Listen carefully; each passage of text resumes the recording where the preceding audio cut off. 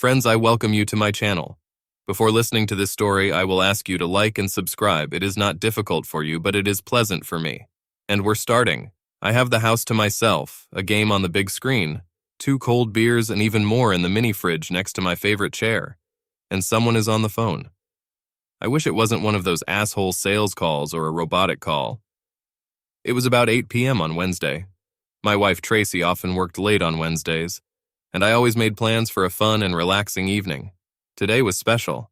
I took out a pizza with meat from Papa John's, got a couple of bottles of beer, then turned on the Cubs game and started relaxing with my favorite drink. I had 2 more bottles in the small fridge next to me, and 6 more in the fridge in the kitchen. It should be a good evening. My wife came around 10, took a quick shower, and by about 11, we went to bed. Wednesday was a quiet night at the Avondales. However, this phone call was supposed to ruin my enjoyment. I just knew it. But being the responsible guy that I am, I answered it anyway. It turns out it was Sherry Tremaine, the wife of Tracy's boss, Jacques, who was practically hysterical. It looks like Jacques had a heart attack while he was working with Tracy, my wife, who called 911 and paramedics took him to the hospital in a bad condition. Sherry told me that Tracy went with Jacques in the ambulance and she would need to be taken home, as Sherry intended to stay as long as Jacques needed her. I told her I was on my way and wished Jacques all the best. Jacques has been Tracy's boss for 22 years. She started working for his software company right out of college and was now, so to speak, his right-hand man, as well as his working wife. I'd already met Tracy when she went to work for Jacques, and over the years our families often happened to do something together. He seemed like a good guy. Tracy said he was an amazing boss, and he also took good care of Tracy in the payroll department. Jacques, a French citizen, is 10 years older than Tracy and me at 55. He's a handsome guy who trains, and he has a decent body for a guy his age. He is a dynamic personality, the center of attention in the crowd. Both men and women are attracted to him. I understand that God has a plan for all of us, no matter how well we take care of ourselves. But I have to admit that I was surprised that Jacques had a heart attack. I parked my car in the visitor's parking lot next to the emergency room, went in and asked about Jacques. I told the nurse at the counter that I was the husband of the woman who arrived with him, and I was also looking for her. As I said that, I noticed a couple of paramedics on my right.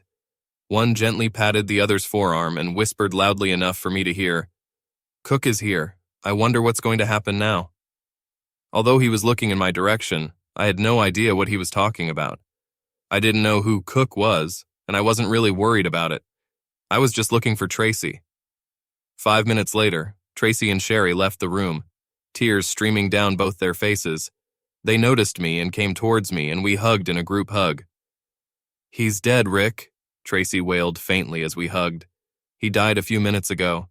The doctor said it was a massive heart attack."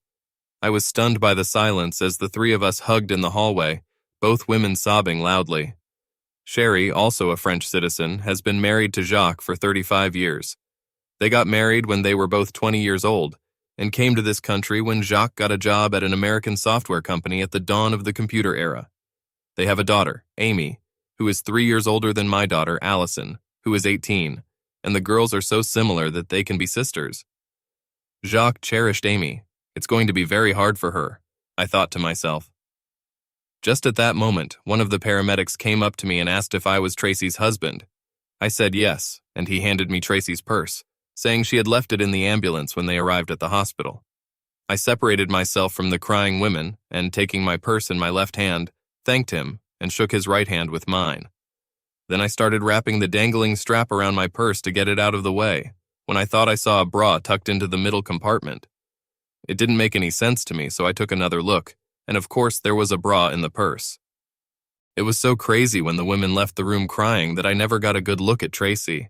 I noticed that she was indeed braless. This is weird, I thought to myself. I do not know how long we stayed in the hospital with Sherry before she decided that she needed to leave. Amy was going to return from university in the morning, and Sherry decided that she needed to get some sleep. I dropped Sherry off at her house and then drove Tracy and me to our house. I thought I could help both women get their cars tomorrow, Sherry from the emergency room parking lot and Tracy from the parking lot at work. Tracy didn't say a word to me as we walked through the door, heading straight to the main bathroom and getting in the shower. She joined me in the living room about 20 minutes later, her eyes red and swollen from crying. She sat down on the sofa and I got out of my chair and joined her, pulling her to me for a big hug. She was breathing raggedly, and I could feel her body shaking with sobs. I wanted to ask her why she was without a bra, considering she was supposed to be working with Jacques, but I didn't have the heart to do it at that moment. Instead, I held her quietly for another 20 minutes until she said she was tired and was going to bed. It was midnight, so I decided to go to bed with her. The next morning, after showering and shaving, I offered to take Tracy to the office so she could get a car. Suddenly, she looked like she had been punched in the gut and started stuttering before it took her a while to catch her breath and calm down. Instead, she asked me to take her to Sherry's, and they would take a taxi to the office and pick up some of Jacques' things. Tracy will then take Sherry to the hospital to fill out some paperwork and pick up Jacques' personal belongings. I offered my help, but was quickly rejected. It actually worked out pretty well for me. I needed to find the paramedics who worked last night and get answers to a couple of questions. After dropping Tracy off at Sherry's and getting a brief update on how she was doing, I jumped back in the car and drove straight to the hospital. I quickly managed to find out the names of the paramedics who brought Jacques in yesterday, and they told me where to find them. I found my targets on the fire escape where I was directed, and they remembered me from last night. I looked at the one who handed me Tracy's purse. His name tag said his name was Rob, and asked him directly where the race started. What do you mean? What is it? He asked, suddenly looking at me suspiciously. My wife and Jacques were supposed to work, but you didn't take them to Softal, did you? Isn't that why you called me Cook? Oh, damn it. Oh my God, buddy, I didn't mean anything personal, he said, raising his voice. It's just that we've seen enough of these cases where the two people who checked into the room are not husband and wife, and when shit hits the fan, we're the bad guys. Don't shoot the damn messenger. Calm down, Rob. I'm not trying to accuse you of anything. I'm just trying to get to the truth. I had to look up the meaning of the word cook, and I didn't like what I saw. But I don't think that's your problem. Obviously, this is my problem if you tell me that you picked them up somewhere other than Softal. We picked them up at the Westside Hotel, Rob replied. I think they were doing this for about 15 minutes when the guy just grabbed his chest and fell on your wife. In fact, she had to push him away from her to get to the phone and call 911, and then she gave him mouth-to-mouth resuscitation. He was barely alive when we took him to the emergency room. I had the truth. I didn't need more than that. I thanked them both and left. I could feel them looking at me with pity in their eyes as I left. My head was spinning as I drove home. Tracy was making love to Jacques when he had a heart attack. I wonder how long this has been going on, I thought. Then it dawned on me. In fact, it struck me like a thunderbolt. Our daughter Allison and their daughter Amy were not just similar by coincidence. They were sisters. Tracy has been making love to him for at least 19 years. How could I not have noticed this before? What a fucking gullible idiot I was. She and Jacques worked late at least once a week, sometimes twice, and then had hen parties or parties from time to time. Had she been making love to him all this time? What about the business trips they took together? How could Sherry not know? I admit that I can be an ignorant bastard sometimes, but how can a woman be so ignorant, especially when the girls are so similar? And Sherry was often in the office, Tracy said, dropping in at any time just to say hello to her husband, or to her. I thought they were good friends, judging by the way it looked. How could Tracy do this to Sherry? Tracy's car was in the garage when I got home. She was sitting in the living room drinking wine from a glass when I came in. Obviously, the look on my face told her that I was unhappy. What's wrong, honey? What is it? She asked. Although I wanted to act calm, but my anger got the better of me and I couldn't help myself. How long have you been making love to Jacques? I blurted out, venom dripping from my voice as I turned up the volume. He's Allison's father, isn't he? Tracy dropped her wine glass as she jumped up from the couch. How could you say such terrible things to me? She screamed, practically lashing out at me. She stopped about a foot away from me, her eyes blazing with lasers, and if looks could kill, I would be dead on the spot. I wasn't going to back down. I was right, and I knew it. I stood my ground staring into those eyes, but I turned down the volume almost to a whisper when I hissed, "Tell me to kiss your ass, but don't you dare lie to me and tell me I'm wrong. I'll knock your fucking teeth down your throat if you lie to me." Never before in the 20 years of our marriage and our relationship before had I yelled at my wife, let alone threatened to physically harm her. To say that she was shocked would be an understatement. Her mouth opened as if she was going to lie, but then, obviously, she realized that I was serious, and the lie stuck in her throat. She also quickly jumped away from me. Maybe it was because flames were shooting out of my eyes. "You killed him, do you know?" I told her as she sat back down on the couch, ignoring the spilled wine on the carpet. The stress of cheating along with physical activity was probably too much for his heart. "I'm surprised it didn't happen sooner, considering how long you two have been making love." I could tell by the startled expression on her face that I had touched a nerve. She looked at her hands and fidgeted for what seemed like several minutes, but in fact it probably only took 10 seconds. "Oh my God, do you think I really killed him?" "What is it?" she asked softly. "I wonder if Sherry thinks so too." "Why would Sherry think that? Unless she knew about the two of you? Did she know about you two?" "She knew and approved of it almost from the beginning," Tracy said quietly. "Sometimes she even joined us, especially when she went on business trips with us. She always told me that she thought it was right for me to enjoy Jacques for being such an important part of his business success, and she was glad that I took care of him in the office while she took good care of him at home. It was my turn to sit down. I was dizzy and confused. So I was the only one who didn't know? What about Allison?" "Allison has known about this for the last 4 years. She's good at it." "Oh shit. Does Allison know, and is she good at it? That's not really what I meant. Does Sherry know that Allison is Jacques' daughter?" "Sherry knows, and she's fine with it. Amy knows too." "Well, I understand that you've all had a good laugh at silly old Rick many times. Even my daughter, his daughter I suppose, knew and didn't tell me. Damn wonderful." I ran out of the house. As a result, I went to a local park and just sat there for a couple of hours, looking into space. Tracy called me on my cell phone a couple of times, but I transferred the calls to voicemail. I just sat and thought. I always thought I was a smart guy, but when it came to Tracy, I was a complete dumbass. I never thought about the fact that she was cheating on me, and I trusted her so completely that I probably missed a bunch of semi-obvious signs, at least for 19 years. So damn ignorant. I wondered if there was anyone else besides Jacques. A whirlwind of thoughts was raging in my brain. I left the park when it started to get dark and drove home. When I entered the house from the garage, I saw Tracy sitting in her usual place with a cup of tea in front of her. She offered me a cup, but I declined and went to my wine cabinet for something stronger. I poured myself a whiskey and sat down in the chair opposite her. "I can't even begin to tell you how sorry I am that I hurt you," Tracy said softly, looking down at her hands. "I need to know the whole story now," I said, and there was more than a little irritation in my voice. "You have to tell me how you could do this to me, saying that you love me. You have to tell me if you've ever really loved me. And did you respect me? Don't you dare doubt my love for you." "Never," Tracy screamed with urgency in her voice. "I've always loved you. I still love you. It's just that I also loved Jacques. Some people think that you can only love one person, but I know that's not true because I've loved two. Don't spare me. Go on," I said decisively. Tracy joined Softal when the company was about a year old. As in many small companies, employees worked long hours and became emotionally close. It was an exciting time for her, and I remembered how she told me about the difficulties during our dates. We had been dating for about a year when she joined the company. As the company became successful and grew, Tracy became, so to speak, Jacques' right-hand man.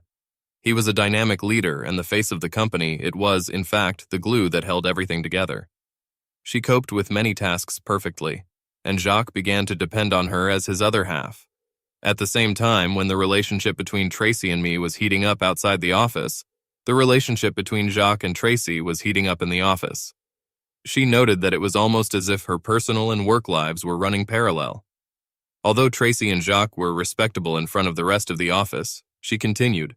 Away from the rest, they became even more attached, discussing everything from soup to nuts to politics. She was 24 years old, beautiful, with an athletic build and long blonde hair. He was 34 years old, a well-built man with long, wavy brown hair, a sweet smile, and an almost old-fashioned politeness. Tracy recalled that it was almost natural when they first made love on the leather couch in his office at the end of a long day. Because it seemed so natural, Tracy said she never felt guilty about sleeping with both me and Jacques, even when we got married a year later. It wasn't lust. It was a complete love affair, similar but at the same time different from the one we had with her. But she knew she would never be able to tell me about it because of how I feel about infidelity. She loved us both and wanted it to continue. Although I wasn't told about the affair, Jacques told Sherry about 2 months later. When he and Tracy realized that their romance was going to last, he wanted to be completely honest with his wife, who had just given birth to their first child. "Sherry and Amy will always hold the biggest place in his heart," Tracy said Jacques told Sherry. But he wanted to keep a piece of his heart for Tracy. Then Sherry invited Tracy to spend the weekend with Jacques and her. I remembered how she went away for the weekend under the pretext of her mother's illness, and after that weekend gave her blessing to the novel. When Tracy became pregnant a few years later, it was Sherry who took the worried Tracy into her heart, and it was she who decided how the narrative would develop if the child really was from Jacques. Since Jacques and I both had A+ blood, that solved the easiest part. And since I was almost never alone with both girls together, when someone noticed the girls' similarities, Sherry or Tracy almost always made some witty remark. Both women knew that if I had the chance to think about it, I might have suspected something was wrong. Sherry looked at Tracy almost like a younger sister and was actually proud of Jacques' second family, Tracy noted. I sat dumbfounded during Tracy's confession. No, actually a memory, because she was in no way expressing regret for what she had done. She was just recalling events. Tracy stopped talking and looked at me as if she expected me to say something. The only thing I could think of at that moment was to ask if she and Jacques took a break when we first got married and made love almost every day of the week. She looked confused and looked away before finally answering, "No." It was such an exciting time in my life. I had 2 handsome men who loved me and desired me, and I was extremely horny all the time, she said.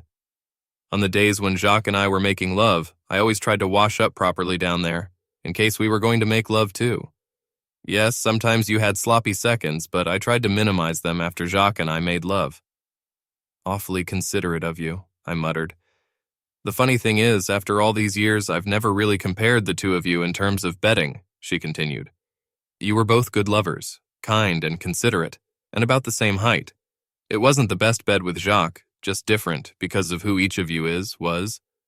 I have to admit that I was somewhat comforted by the fact that it wasn't just lust with a big goofy stranger. But at the same time, I was hurt to the core by her admission that she loved him as much as she loved me. I was raised to believe in one partner, one soulmate for each of us. And while I may have been the one who got the most of her intimacy, there was another one I shared with." Tracy put down her tea and looked into my eyes, trying to look into my soul.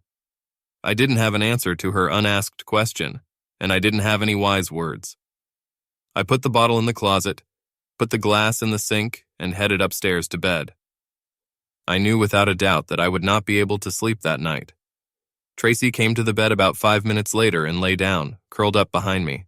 I pretended to be asleep so that I wouldn't even have to say goodnight to her. I got up at my usual 5 a.m., completed my morning routine, and went to work. Tracy was still in bed when I left, which means she wasn't planning on going to Softal. I suppose she and Sherry will need to figure out what happens next when Jacques is gone. That's their problem. Obviously, I needed to deal with my own problem. Work has always been a source of comfort to me when something went wrong in my life, and I hoped that this trend would continue. I work at Mayone Pharmaceuticals, where I am the vice president of sales. Even though I am 45 years old, I belong to a new breed in this industry. I'm a chemist by training, so unlike most of the guys in my industry who lead sales, I really know how products are made and what exactly they do. I even participated in the creation of one of our products, cock-crazitol, a pill that helps reduce female libido for those who are too excited. It was a great product for us, and I made a good profit from it for myself. I also get a very good salary, and with Tracy's salary, we did very well. An upscale house in a trendy neighborhood, 2 nice cars, a great vacation. Neither of us will suffer financially when we get divorced. Well, that's what I thought about. A terrible word with the letter R. I hadn't thought about it until this moment, probably because it was a blur in my mind from the moment I found out that Tracy was cheating. Since Allison went to college and left home, we really have no reason to stay together. Aside from the fact that Tracy ripped out my heart, there shouldn't be anything special about it. My boss, Arnold Kramer, and I have been working together for 18 years.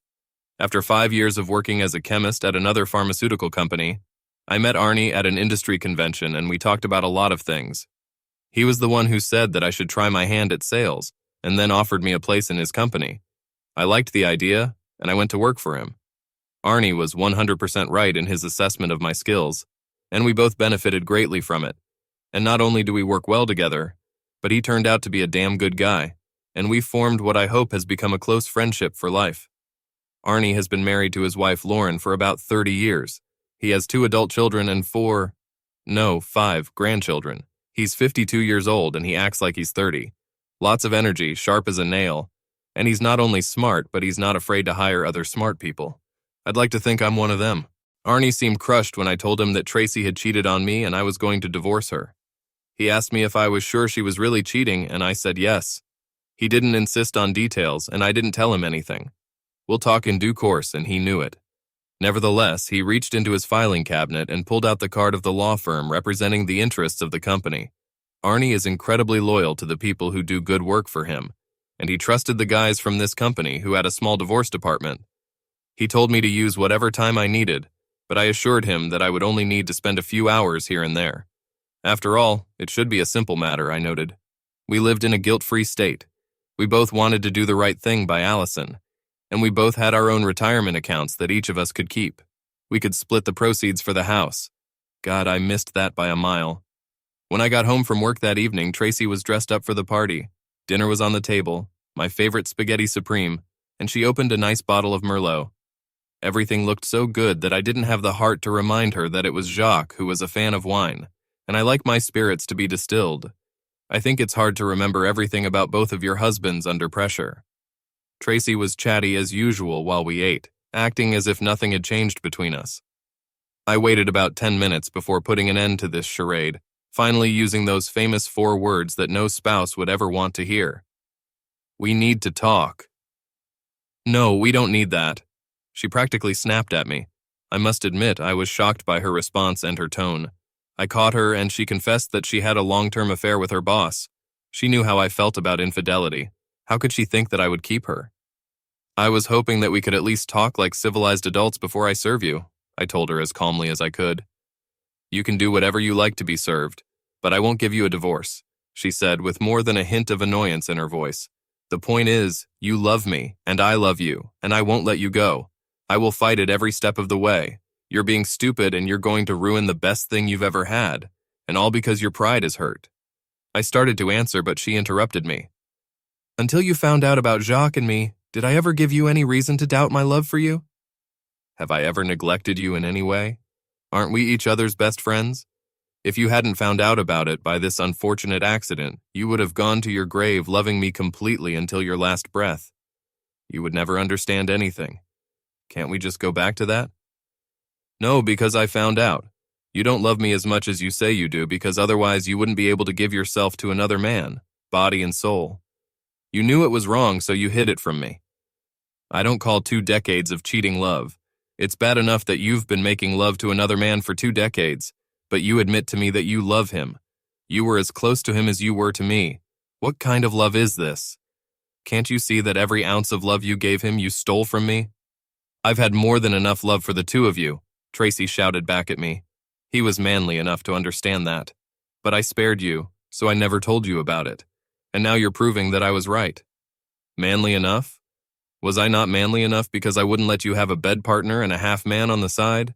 This is absolute crap. I wasn't stupid enough to let you do this to me voluntarily. So you made the decision for yourself completely for yourself. It was all about what you wanted, and I got it.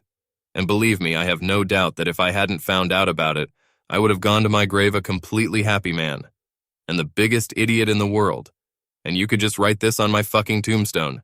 Here lies Rick Avondale, the luckiest idiot in the world. He thought life was wonderful because he had no idea that his wife had 2 husbands. The service and funeral took place 3 days later on Monday. I was not present.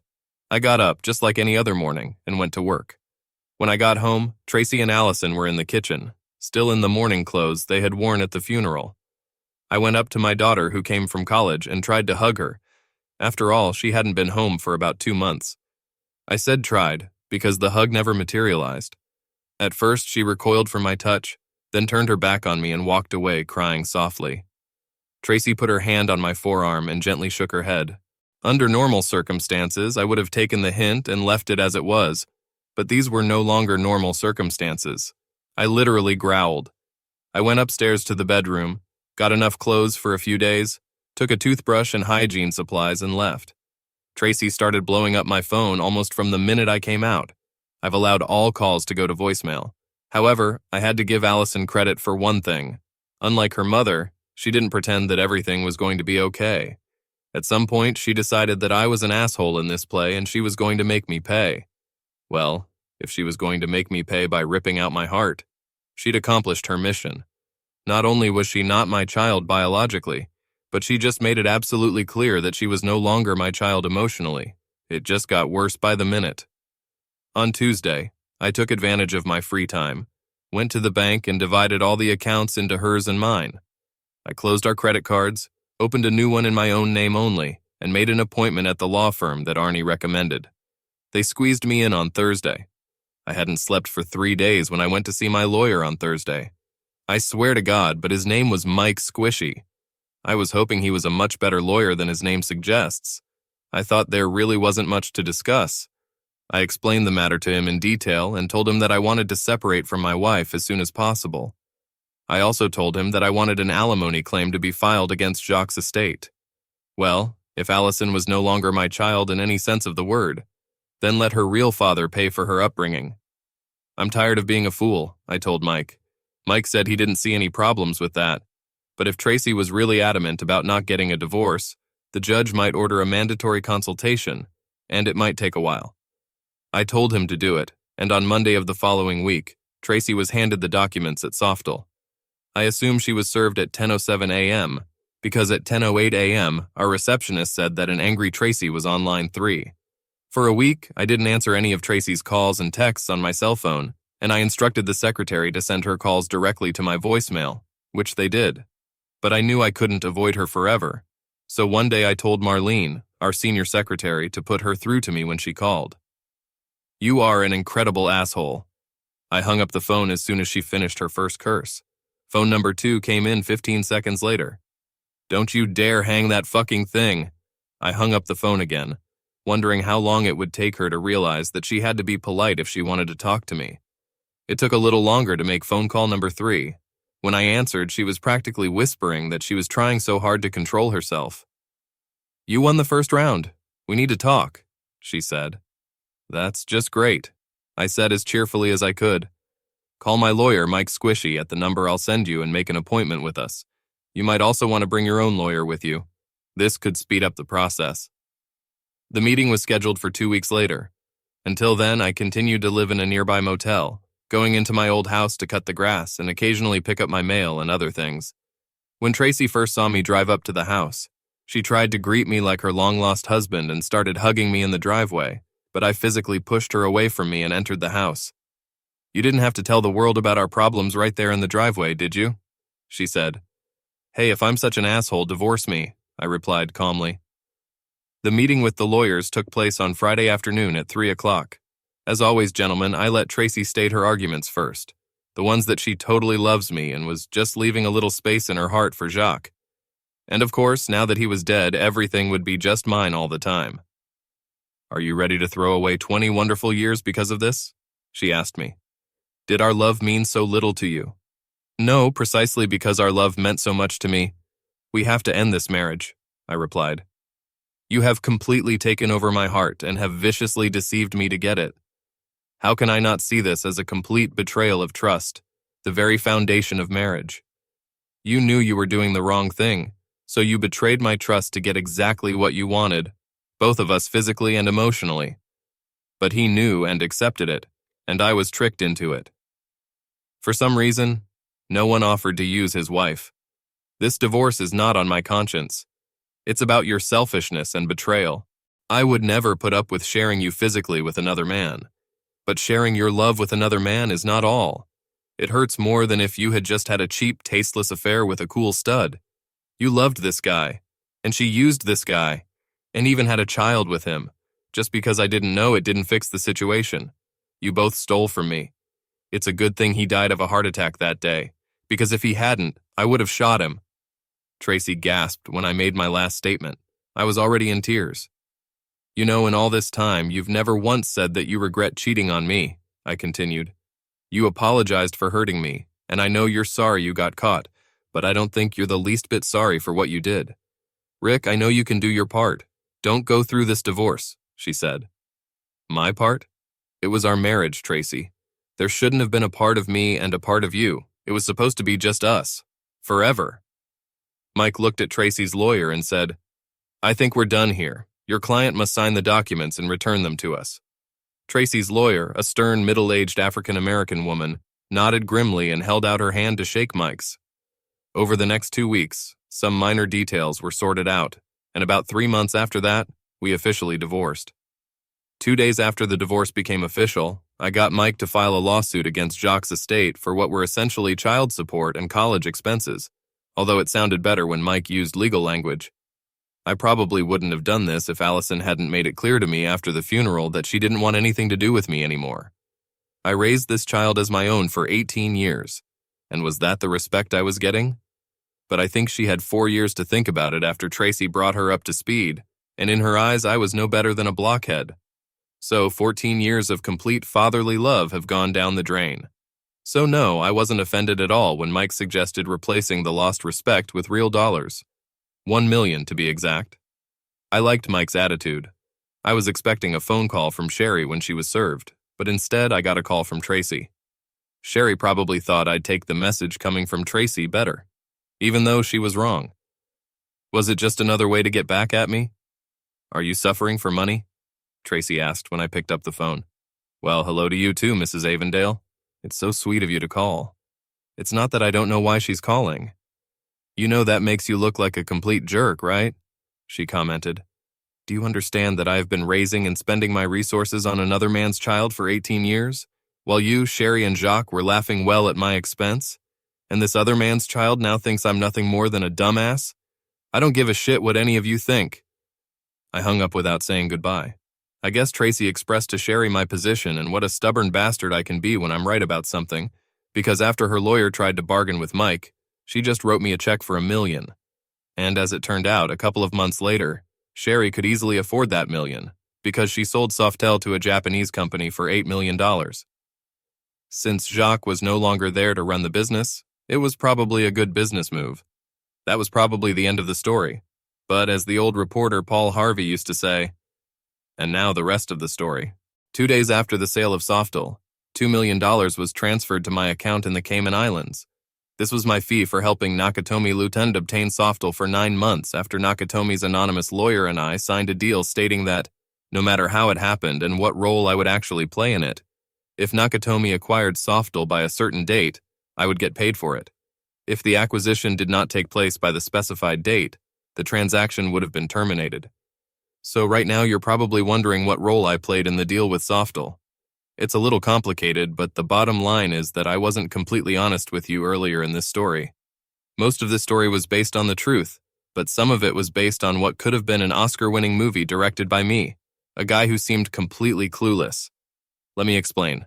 In fact, I was an ignorant bastard about a month before Jacques died. Then I was approached by a certain Nakatomi lieutenant lawyer who wanted me to help him make a deal with Jacques for Softel. Why do you need my help, other than the fact that my wife is Jacques' right hand man? I asked innocently enough. Because we know that you are a smart person, and we believe that you will rise to the challenge and receive a reward for outsmarting the asshole who has been cuckolding you behind your back for years, the lawyer said. To say that I was shocked would be an understatement. Tracy cheated on me and this guy from Japan knew about it? Are you kidding me? It turns out that Nakatomi Lieutenant has been investigated by several companies, and when these guys do research, they do everything except inspect the body cavities. They easily learned about Jacques and Tracy, as well as how Sherry and both daughters fit into this story. They rightly assumed that I would be more than willing to do everything in my power to help them. But it had to be done quickly, because they were looking at several other software companies, and I had to complete the order within 9 months. However, first they showed me their evidence of Tracy's infidelity. They had photos, videos, phone calls, travel receipts, everything. I had everything in my hands to bury the two of them, and then they motivated me. I earn very well, and I didn't necessarily need the money, but they offered me $2 million to help them take the company away from Jacques. Damn it. At that moment, I would have helped them for free, but I wasn't going to tell them that. I just needed to think about my plan of action, and I had to make sure that the money would come to me after the divorce so that I wouldn't have to share it, since we live in a guilt-free state. But first, I needed to calm down so as not to give myself away. My honest first thought was to wait for their next date, break in and shoot them both, but I didn't like being Bubba's cellmate for the rest of my life.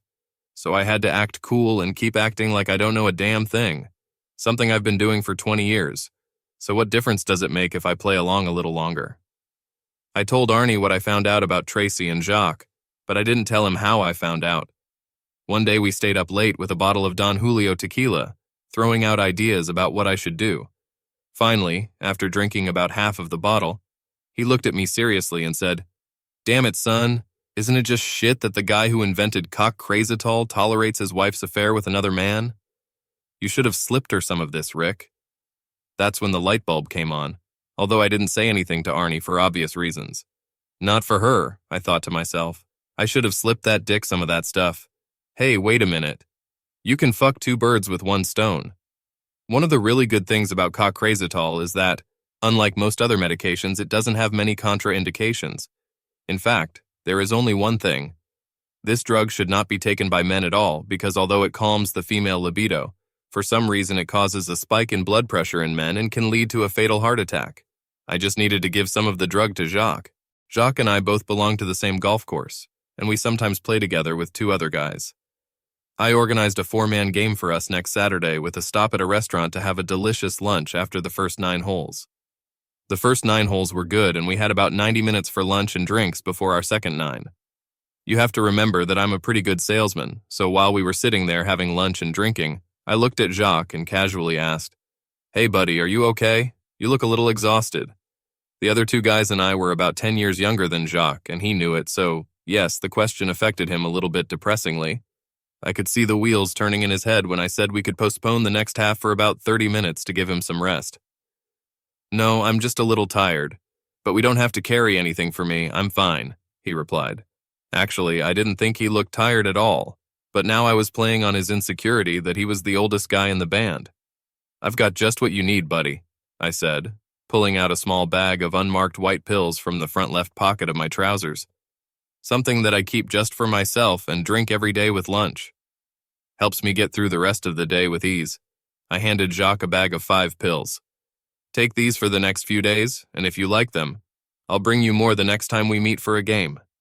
Jacques took one of the pills out of the bag, put it in his mouth, and washed it down with bourbon and ice. He struck his chest like a monkey and let out a Tarzan cry. "Come on, guys, I'm as awake as ever," he shouted cheerfully. In fact, for a few minutes he probably really felt a surge of strength.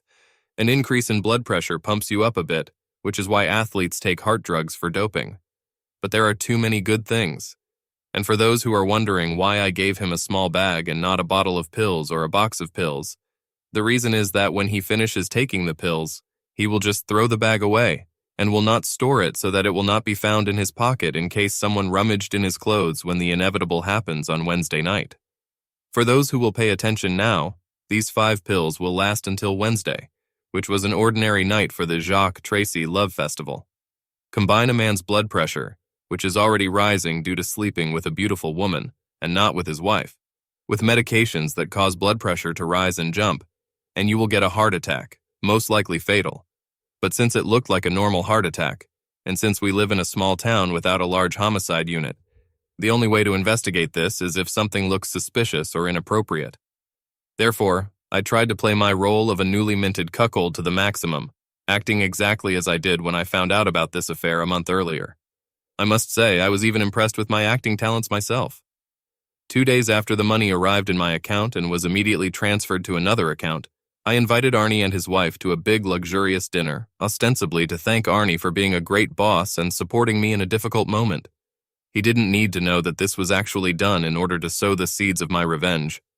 With the disappearance of Jacques from the lives of both women, the bond between Tracy and Sherry weakened significantly, especially when Sherry had time to think about the fact that Jacques died practically on Tracy.